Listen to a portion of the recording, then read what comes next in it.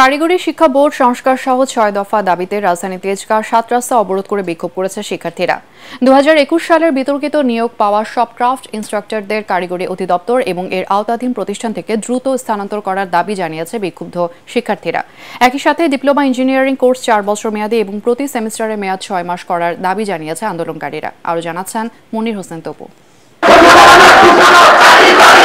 ৬ দফা দাবিতে সোমবার দুপুর ১২টার দিকে তেজগাঁও ৭ রাস্তায় অবস্থান নেন কারিগরি শিক্ষার্থীরা। তারা জানান, দাবিগুলোর যৌক্তিক সমাধান হলে কারিগরি শিক্ষা বোর্ডের সংস্কার করা সম্ভব হবে। উপসহকারী প্রকৌশল পদে ১০ম গ্রেড ডিপ্লোমা ইঞ্জিনিয়ার ব্যতীত অন্য কেউ আবেদন করতে পারবেন না।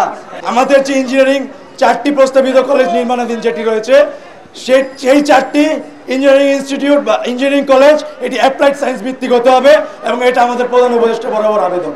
আন্দোলনকারীরা জানান, বিগত সময়ে তাদের এই আবেদনে সংশ্লিষ্ট মহল সাড়া দেয়নি, তাই সড়কে নামতে বাধ্য হয়েছেন তারা। প্রধান উপদেষ্টা ডক্টর মোহাম্মদ ইউনূসের কাছে বিরুদ্ধ আহ্বান জানাবো, তিনি যাতে এই কারিগরি সেক্টর যে বৈষম্যগুলো আছে, কারিগরি সেক্টর যে ত্রুটিগুলো আছে, যে কারণে বাংলাদেশের কারিগরি সেক্টর উন্নতর শিখর যেতে পারছে না, দেশকে উন্নয়নের শিখর নিয়ে যেতে পারছে না, এই ত্রুটি এই বৈষম্যগুলো বিমোচন করে দেশকে উন্নয়নের শিখরে নিয়ে যাক। 2021 সালে করোনাকালীন সময় যখন কারিগরিতে কোনো ক্রাফটদের সংকট ছিল না, তারপরও রাতের আধারে খুব স্বল্প সময়ের মধ্যে অনার্স মাস্টার্স পাস করা ব্যক্তিদেরকে এই পদে নিয়োগ দেওয়া হয়।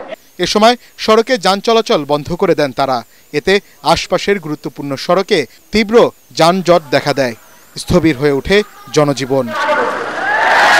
দাবি পূরণ না হওয়া পর্যন্ত আন্দোলন চালিয়ে যাওয়ার ঘোষণা আন্দোলনকারীদের। মনির হোসেন তপু, এটিএন বাংলা, ঢাকা।